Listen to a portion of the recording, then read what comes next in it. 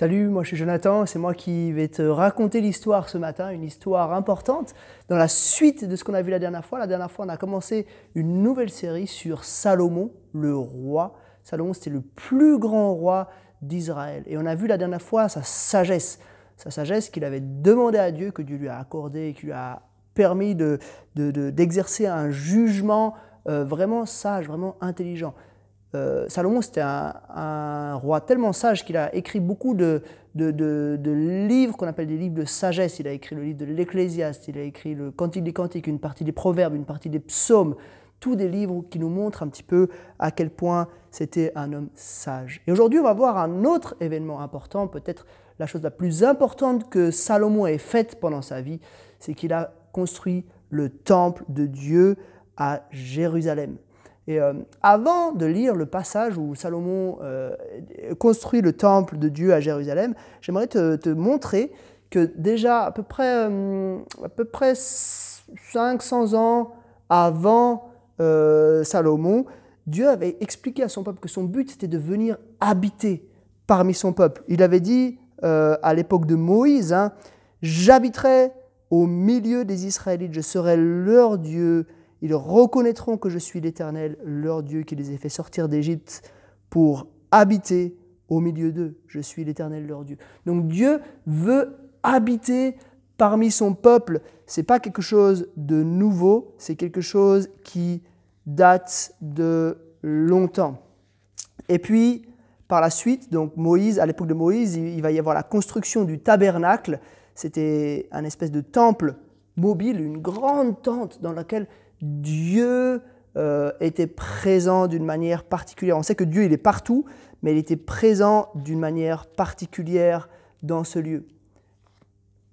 Un peu plus tard, donc le peuple est arrivé dans son pays, Israël, et puis au début, il y a eu des juges qui ont régné sur le peuple, et puis après un certain temps, il y a eu des rois, premièrement Saül, ensuite David, et ensuite Salomon, et c'est à l'époque de Salomon que c'était le bon moment maintenant de construire pas simplement une tente, mais un temple en dur, un temple solide pour Dieu.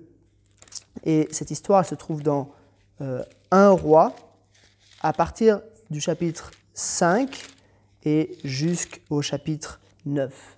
Alors je ne vais pas tout te lire parce que tu remarques, 5, 6, 7, 8, 9, ça fait 5 chapitres, c'est un gros morceau, mais pourquoi pas le lire en famille, peut-être cet après-midi ou peut-être un chapitre par jour pendant cette semaine. Tu verras, c'est des chapitres qui sont assez techniques parce qu'il y a beaucoup de petits détails qui sont donnés, mais ça nous montre à quel point le temple de Salomon, c'était quelque chose de merveilleux. Si tu veux voir un petit peu comment il était, ce temple de Salomon, je te propose d'aller voir peut-être sur YouTube avec tes parents et de regarder Temple de Salomon. Et puis là, tu vas voir, il y a des gens qui ont fait des petites vidéos qui sont des simulations de comment était le temple de Salomon. Bien sûr, on ne sait pas. Aujourd'hui, il n'existe plus, il est plus visible, mais avec les descriptions qui nous sont faites ici, on peut se rendre compte un tout petit peu de comment il était. Alors, je résume un tout petit peu. Tout d'abord, dans 1 Roi, chapitre 5, on a les préparatifs. Et là, si tu lis ça, tu verras tous les matériaux qui ont été accumulés, toutes les personnes qui ont été sollicitées. C'est des milliers de gens qui ont travaillé pendant 7 années pour la construction de ce temple. C'était un édifice vraiment très important. Et puis, ensuite, on arrive au chapitre 6. Et là, on a le temple qui commence à être bâti. Je te lis juste quelques versets. Ce fut 480 ans après la sortie d'Égypte des Israélites que Salomon commença de construire la maison destinée à l'Éternel.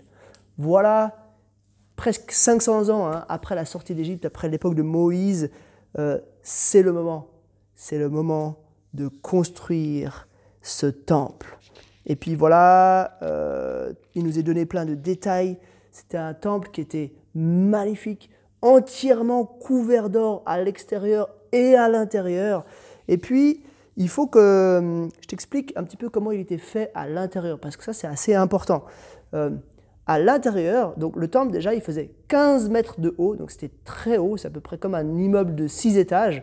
Tu peux essayer de voir un peu une fois dans la ville qu'est-ce que ça fait un immeuble de 6 étages, c'est vraiment haut, hein. Ça c'était la hauteur à peu près du temple.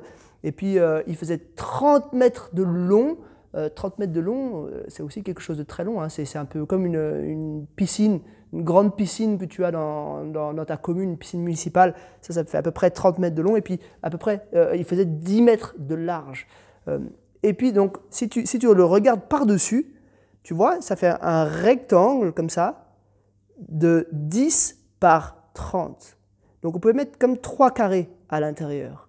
Et puis le dernier carré, c'était le lieu très saint.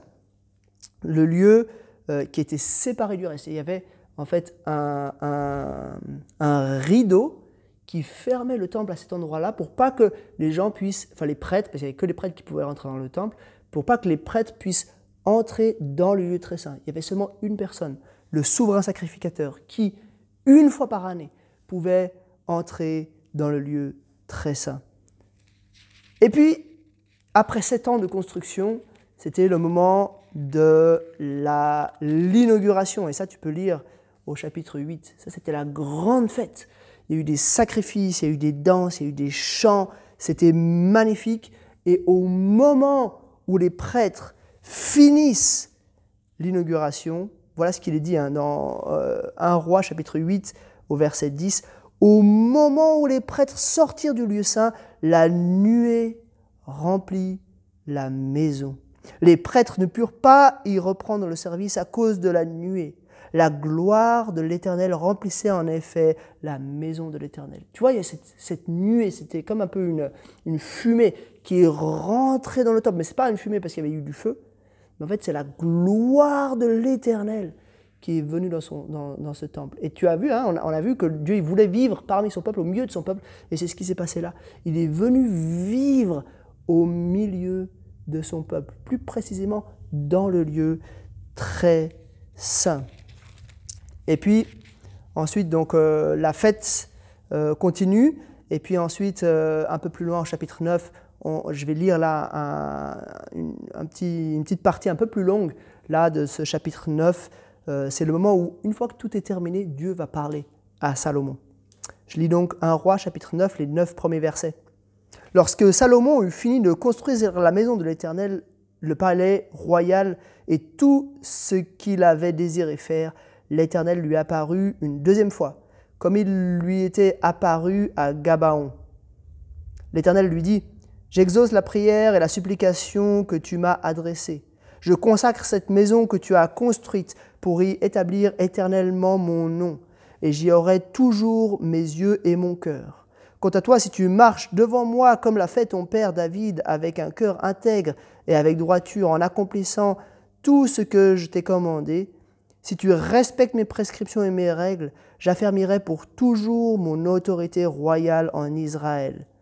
Comme je l'ai déclaré à ton père David lorsque j'ai dit « Tu ne manqueras jamais d'un successeur sur le trône d'Israël. » Si en revanche, vous vous détournez de moi, vous et vos descendants, si vous ne respectez pas les commandements et les prescriptions que je vous ai données, mais que vous allez servir d'autres dieux et vous prosterner devant eux, j'éliminerai Israël du territoire que je lui ai donné. Je rejetterai loin de moi la maison que j'ai consacrée en l'honneur de mon nom, et Israël sera un sujet de proverbes et de railleries parmi tous les peuples. Si important qu'ait été ce temple, toute personne qui passera près de lui sera dans l'étonnement et sifflera. On dira, « Pourquoi l'Éternel a-t-il traité de cette manière ce pays et ce temple ?» Et l'on répondra, « C'est parce qu'ils ont abandonné l'Éternel, leur Dieu, qui avait fait sortir leurs ancêtres d'Égypte, parce qu'ils se sont attachés à d'autres dieux, se sont prosternés devant eux et les ont servis. Voilà pourquoi l'Éternel avait fait venir sur eux ses malheurs sur eux. » Voilà ce que Dieu a dit. Donc il a fait une promesse sur ce temple. Il a dit que si Salomon obéit, ce temple durera. Mais si Salomon désobéit, s'il s'éloigne de Dieu, alors ce sera la ruine d'Israël et la ruine du temple. Voilà un petit peu cette histoire. Maintenant, je crois qu'il y a 3 enseignements qu'il faut qu'on retire de cette histoire. Premièrement, un enseignement qu'on peut tirer de la construction, de la manière dont ils ont construit. Ils ont pris les meilleures choses qu'ils avaient. Ils ont mis de l'or à l'extérieur. Ils ont fait quelque chose de magnifique. Pourquoi? Parce qu'ils voulaient un lieu où Dieu puisse résider, un lieu où le peuple puisse adorer son Dieu. Et c'était important, c'était capital. Tu sais comment ils faisaient pour construire le temple? C'était tellement un lieu sacré, un lieu saint, que même avant que Dieu vienne, ils ne voulaient pas faire de bruit, ils ne voulaient pas faire de chenilles là, autour du temple. Du coup, loin du temple, on taillait les pierres, on taillait les poutres, on préparait toutes les choses. Et puis, une fois qu'on arrivait, on amenait ça. Et puis, le texte nous dit que c'était silencieux sur le chantier parce qu'on amenait les pièces, tac, on posait, et puis le temple se construisait comme ça.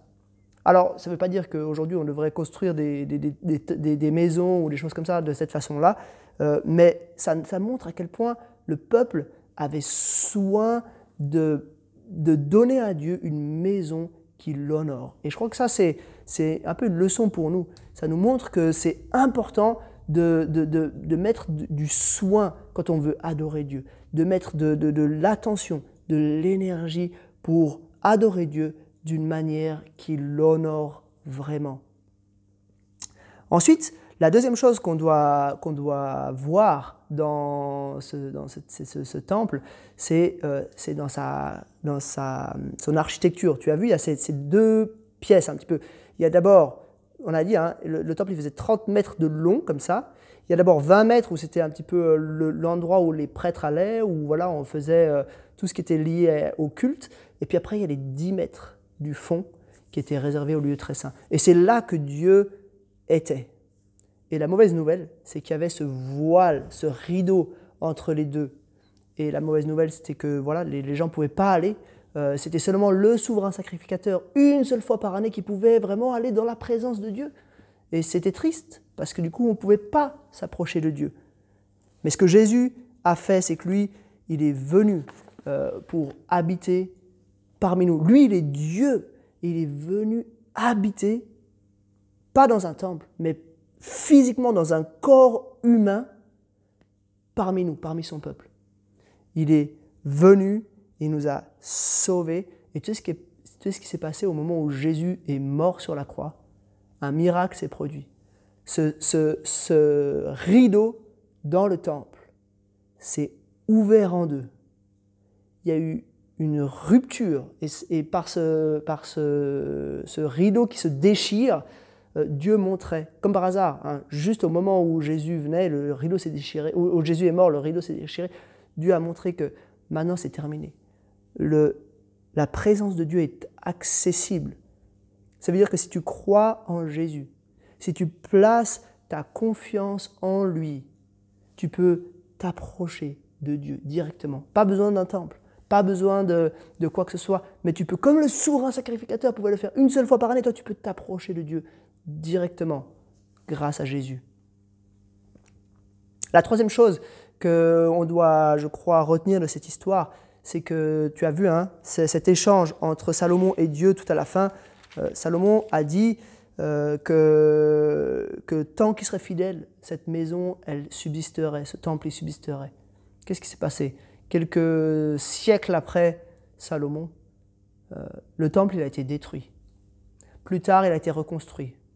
Plus tard, il a été encore détruit une deuxième fois. Donc le temple, aujourd'hui, il n'existe plus. Pourquoi le temple n'existe plus? Parce que Salomon a été infidèle. Parce que les rois, après Salomon, ont été infidèles. Chacun faisant pire que son prédécesseur. Il y a eu quelques exceptions, mais la plupart des rois se sont éloignés de Dieu. Donc on voit que les rois ont failli. Ils n'ont pas réussi à être fidèles à Dieu. Ils n'ont pas réussi à encourager le peuple pour qu'il soit fidèle à Dieu. Si bien que le temple a été détruit, le peuple a été emmené en captivité, en exil, et puis une deuxième fois, le temple a été détruit. Donc on pourrait se dire, mais mince, tout ce temple, cette présence de Dieu, ça a failli. Mais en fait, bien sûr que ça a failli, parce que les êtres humains sont pécheurs, il nous fallait un autre temple. Cet autre temple, c'est Jésus lui-même. Tu sais que Jésus a dit au sujet du temple, quand il a vu le temple, donc ce n'était pas le temple de Salomon, c'était le temple d'après, parce qu'entre-temps, le temple avait été détruit et reconstruit. Il a dit que ce temple, ce nouveau temple, il allait être lui aussi détruit. Mais qu'en 3 jours, lui, Jésus, il le relèverait. Qu'est-ce que ça signifie? Ça signifie que Jésus est le nouveau temple. Il est la présence de Dieu dans le monde. Il a amené la présence de Dieu directement dans le monde. Et tu veux savoir quelque chose d'encore plus génial, c'est que tout à la fin de l'histoire, on sera effectivement pour toujours, physiquement, dans la présence de Dieu. Et j'aimerais juste te lire un tout petit passage tout à la fin de la Bible qui nous dit, c'est Jean, l'apôtre Jean, un des disciples de Jésus, qui a une vision et qui nous écrit cette vision. Il nous dit « Puis je vis un nouveau ciel et une nouvelle terre, car le premier ciel et la première terre avaient disparu et la mer n'existait plus. Je vis descendre du ciel, d'auprès de Dieu, la ville sainte, la nouvelle Jérusalem, préparée comme une mariée qui fait ses fêtes belles pour son époux. J'entendis une voix forte venant du ciel qui disait « Voici le tabernacle de Dieu parmi les hommes. Il habitera avec eux, ils seront son peuple, et Dieu lui-même sera avec eux, il sera leur Dieu. » T'as bien entendu? Je relis juste la dernière phrase.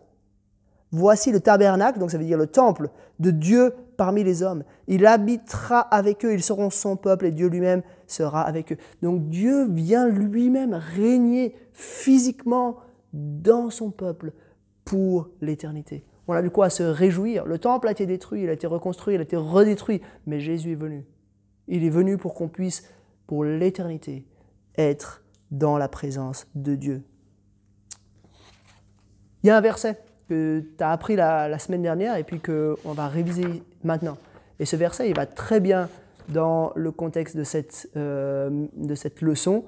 Il nous dit « Confie-toi en l'Éternel de tout ton cœur. Et ne t'appuie pas sur ton intelligence. Reconnais-le dans toutes tes voies et il rendra tes sentiers droits. » Ce que ce verset nous dit, c'est qu'on doit se confier en Dieu. Il est Dieu, celui qui peut prendre soin de nous. Il est celui qui a tout accompli pour venir vivre parmi son peuple, pour qu'on puisse être dans sa présence. Alors on ne doit pas se confier sur notre propre intelligence, on ne doit pas essayer de trouver nos propres solutions, mais on doit se confier en lui, en Jésus particulièrement, qui a donné sa vie pour que nous puissions être sauvés et entrer dans la présence de Dieu. Maintenant, j'aimerais te poser quelques questions pour t'aider un petit peu à mémoriser cela. Et ce que je vais faire, c'est qu'il y a 5 questions. Je vais lire une question, puis après je vais dire pause. Tu peux mettre pause sur la vidéo, tu peux dire toi-même la réponse à la question, puis après tu peux remettre play et puis je vais donner la réponse à la question. Comme ça va être une bonne manière pour toi de réviser cette leçon. Première question. Dans quel but Dieu voulait-il une maison? Pause. Réponse. Dieu voulait une maison pour habiter parmi les hommes, parmi son peuple. C'est le plan qu'il avait de tout temps. Question numéro 2. Pourquoi le chantier du temple était-il tellement silencieux? Pause. Réponse. Tout était préparé à l'extérieur. Chaque ville était taillée, chaque poutre était taillée à la bonne taille pour qu'on ne fasse pas de bruit, par respect pour Dieu. Question numéro 3. À l'intérieur du temple, il existe un endroit particulier. Comment s'appelle-t-il et qu'a-t-il de spécial? Pause. Réponse. C'était en fait le lieu très saint, le lieu où Dieu résidait. Et ça, je n'ai pas dit dans ce que j'ai raconté tout à l'heure, mais dans ce lieu-là, il y avait l'arche de l'Alliance qui symbolisait cette relation avec Dieu. Et il y avait dans cette arche de l'Alliance la loi, les 10 commandements qui s'y trouvaient. Question numéro 4. Comment Dieu fait-il son entrée dans le temple? Pause. Réponse. il y a cette nuée qui rentre dans le temple et la gloire de l'Éternel qui est là au milieu de son peuple. Finalement, question numéro 5. Comment pouvons-nous être en communion avec lui aujourd'hui, être dans la présence de Dieu aujourd'hui? Pause. Réponse, c'est grâce à Jésus qui est venu habiter parmi nous, mourir pour nous. Et c'est en croyant en lui, c'est par la foi en lui qu'on peut être réconcilié avec Dieu et qu'on peut être dans la présence de Dieu dès maintenant et pour l'éternité. Voilà cette leçon. Et je vais maintenant prier pour dire merci à Dieu qui nous sauve et qui désire être avec nous, en relation avec nous, qu'on puisse être dans sa présence. Seigneur, merci pour ce temple, merci pour ce désir que tu as de résider, d'habiter parmi ton peuple. Merci parce que tu as rendu cela vraiment possible par Jésus, qui est venu, lui qui est Dieu, habiter parmi nous. Merci parce que physiquement, nous vivrons avec toi pour l'éternité si nous avons placé notre confiance en Jésus. Aide-moi, aide-nous à toujours désirer être dans ta présence, aujourd'hui et pour l'éternité. Amen. Pour terminer, j'aimerais te proposer 2 activités que tu peux faire suite à ce message cet après-midi. Ces 2 activités, elles sont placées en lien dans la vidéo. Donc tu peux regarder avec tes parents, il suffit de les imprimer et puis tu peux les faire. La première, c'est juste un coloriage, tu vois, avec des cases, des numéros et puis des couleurs. Et puis tu peux l'imprimer. Et puis ça, c'est le temple, en fait. Là, c'est Salomon. Ici, c'est le temple. Et voilà, ça te donnera un petit peu un souvenir de cette leçon. Et puis la deuxième activité, c'est un jeu, en fait, que tu peux faire. C'est un peu un jeu des échelles. Aussi, pour essayer de te souvenir un petit peu de cette leçon. Voilà, tu pourras le télécharger, tu peux l'imprimer. Il te faut un dé, il te faut des pions, un pion pour chaque joueur. Tu peux utiliser des pièces de monnaie ou n'importe quoi comme pion. Et puis voilà, ça commence ici. Et puis tu vas avancer avec les dés. Puis des fois, tu vois, tu as des flèches qui vont te faire avancer. Tu as aussi des flèches quelquefois qui vont te faire reculer. Par exemple ici, tu vois, tac, ça te fait reculer. Et puis le but, c'est de venir, donc c'est d'apporter le bois en fait. Le but du jeu, c'est d'apporter le bois. Tu vois, tac, tac, tac, des fois tu vas passer des cours d'eau et des choses comme ça pour la construction du temple. Et une fois que tu es arrivé de l'autre côté, tu as gagné. Donc voilà 2 petites activités que tu peux faire, pas juste pour passer le temps, mais aussi pour te rappeler ce que tu auras entendu aujourd'hui. Voilà, j'espère que tu te rappelleras de cela. Et je veux te dire que nous, on se réjouit de te revoir en chair et en os à l'église dès que le coronavirus le permettra. Bonne semaine!